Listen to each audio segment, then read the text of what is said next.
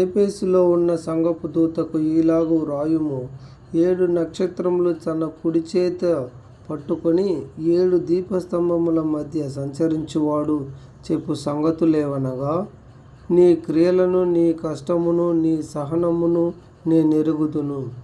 నీవు దుష్టులను సహింపలేవనియు, అపోస్తలులు కాకయే తాము అపోస్తలులమని చెప్పుకొనుచు వారిని పరీక్షించి వారు అబద్ధకులని నీవు కనుగొంటివనియు, నీవు సహనము కలిగి నా నామము నిమిత్తము భారం భరించి అలయలేదనియు నేనెరుగుదును. అయినను మొదట నీకుండిన ప్రేమను నీవు వదిలితివని, ఏ స్థితిలో నుండి పడితివో అది జ్ఞాపకము చేసుకొని మారు మనస్సు పొంది ఆ మొదటి క్రియలను చేయుము. అట్టు చేసి నీవు మారు మనస్సు